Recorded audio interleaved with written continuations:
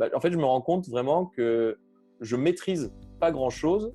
Et à la base, on fait plein de tests en fait dans tous les sens, on maîtrise pas grand-chose. Mais dès qu'on chope quelque chose de vraiment intéressant, c'est là où on va tout faire en sorte de maîtriser à fond le truc. Limite, quitte à aller peut-être trop loin dans un premier temps, et après, on va résorber un peu tout ça.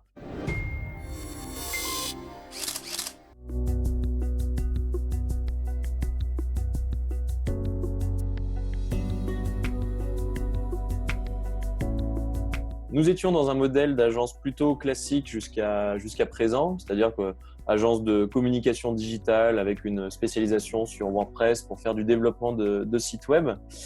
Et en fait, on s'est rendu compte assez rapidement que à chaque fois qu'on rentrait, par exemple, 10 000 euros de chiffre d'affaires, on était obligé d'avoir pour 9 500 euros de ressources en interne, donc de recruter autant de personnes. Dès qu'on prenait un nouveau projet, on était obligé de recruter des nouvelles personnes et on est un peu dans une course sans fin. Et avec la crise et tout ce qui s'est passé, on a pu se rendre compte de la difficulté de ce modèle-là et en tout cas du risque de ce modèle. Pour donner un petit peu la recette de ce qu'on est en train de mettre en place,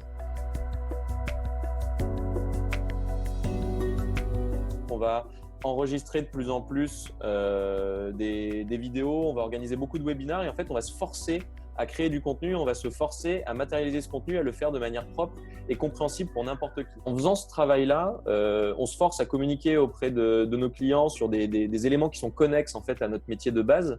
Et ce qu'on souhaite maintenant, en fait, c'est apporter de la plus-value à ce que nous faisions initialement. Donc avant, on était d'excellents créateurs de sites web, mais on s'est rendu compte que pour que nos clients soient de meilleurs clients en fait pour nous et que leurs projets réussissent mieux, on est un peu forcé de faire du conseil sur tous les éléments qui sont connexes à ça. Donc ça touche à eux-mêmes leur propre prospection digitale, l'automatisation de leurs process, leur communication sur les réseaux sociaux, le référencement naturel. On va les former, on va leur donner du contenu sur tous ces sujets-là.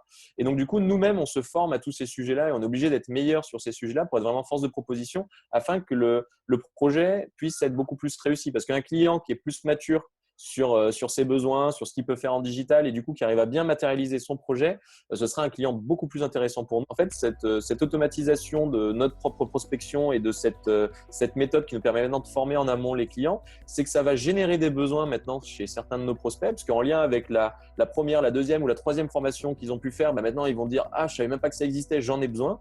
Donc là, ça va nous ouvrir les 10% de personnes qui avaient un besoin mais qui ne le connaissaient pas et qui vont vouloir y aller tout de suite en court terme. Mais on voit aussi les bénéfices en interne parce que nos salariés sont mieux formés, donc pourront mieux conseiller les clients. Et pour les nouveaux arrivants, il y aura déjà plein de choses prêtes à l'emploi vraiment intéressantes.